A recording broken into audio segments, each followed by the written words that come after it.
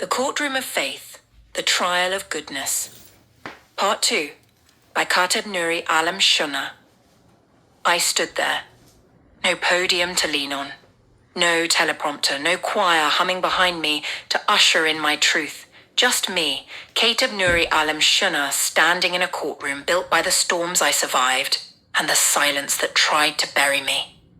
The judge's eyes cut through the stale air. The jury sat with suspicion etched across their faces, and across the room stood the prosecutor, a polished, cold-eyed figure named Miss Quinn, the kind of woman whose perfume smelled like cynicism and whose heels clicked like condemnation. "State your full name for the record," she said, when I spoke clearly. "Kateb Nuri Alim Shuna. And your occupation?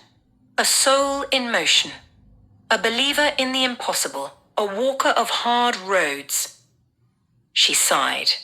"Mr. Shuna, are you aware that you are on trial today for the persistent delusional behavior of choosing goodness in a world that has clearly shown you no mercy?" I smiled. "I'm aware." She paced. "You are being charged with radical forgiveness, relentless faith, and the audacity to still love people who left you bleeding. How do you plead?"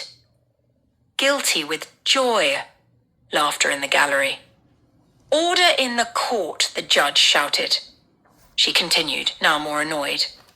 "Tell us, Mr. Shuna, after being abandoned by people you carried, mocked by those you encouraged, and betrayed by those you trusted, why do you still speak of love?"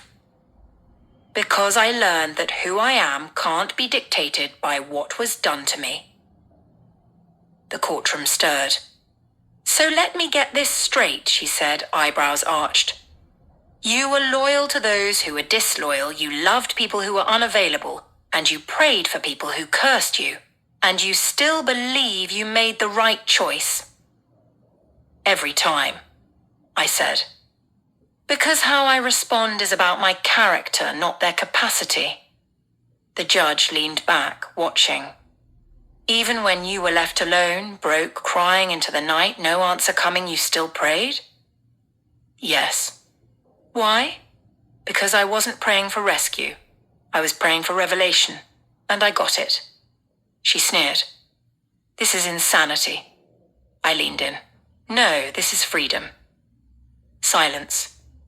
Miss Quinn's voice sharpened. "Mr. Shuna, would you say you've lost a lot?" "Yes." "Your grandmother?" "Yes." "Your son?" A pause. "Yes." "Your cousin, your mother, your peace, your income, your relationships, all shattered at some point, correct?" "Correct." "And people you stood solid for?" "Vanished." "Even mocked you, didn't they? In front of your face and behind your back?" "Daily." "And your personal relationships garbage, aye." "Recyclable now." The court laughed again. Miss Quinn clenched her jaw. "And after all this, Mr. Shuna, how in the unholy name of misplaced optimism can you hold on to the delusion of faith, trust, and belief? How can you believe in a creator who watched all this happen to you? It is absolutely deranged. It's disturbing.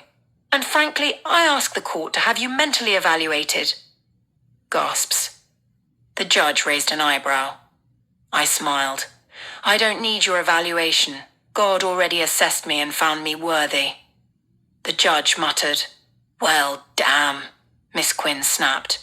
"Mr. Shuna, you're goddamn delusional." The court erupted. "Order," shouted the judge, gavel pounding like thunder then. But Miss Quinn wasn't done. "He is not sane. He is not spiritually enlightened. He is spiraling into fantasy. I ask again. I beg the court to stop this before he convinces others to ignore trauma and smile through madness." I smiled wider. "Ma'am." "I'm not ignoring my trauma. I just refuse to build a condo and live in it and—" Laughter. More laughter. "You're not funny," she shouted. "Neither is your outfit. But we're both doing our best." Even the judge chuckled under his breath. "Tell me, Mr. Shuna," she hissed, "when your son died, did you pray harder? Or did you just hug your imaginary friend in the sky and hope he sent you a sympathy card? Gasps. A woman stood. That's too far. Another. You crossed the damn line. One more interruption and I will clear this entire courtroom, the judge roared. I turned to her. My son taught me how to love beyond time. I didn't pray harder. I trusted deeper. Because pain either poisons you or purifies you, I chose purification. She scoffed. And your mother passing too. God's plan. Yes, her exit opened my deeper entrance into purpose. Let's talk about those who used you. The ones who drained you and left you. You gave them everything. They gave you silence. Yet you defend them? No, I said calmly. I release them. Big difference. She was trembling now. You're the fool in your own parable. You need psychiatric assistance. Maybe, but I'd rather be delusional in hope than diagnosed with chronic bitterness. I stood slowly. I've been to the depths, not once, but often. And every time I looked up from the floor of rock bottom, God's hand was beneath me. I didn't imagine it. I lived it. And what do you know that we don't? She spat. That the same fire meant to burn me only refined me. Gasps. I have been mocked, betrayed, ghosted, discarded. Yet I smile, not because life has been kind, but because I finally understood that storms don't come to destroy you, they come to reveal you. You think faith is therapy? No, I said. Faith is oxygen. Without it, I'd suffocate in this world. Then what do you plead? I plead spiritually insane, with eternal joy, and no chance of parole. Silence. The judge stood. Well then, let the record reflect that the defendant has not only made his case, he's made history. The courtroom erupted, people crying, others clapping, some stunned into silence, but no one left unchanged. And as I turned to leave, I whispered to the gallery, the world may call you crazy for choosing love after loss. Choose it anyway. Let them stare.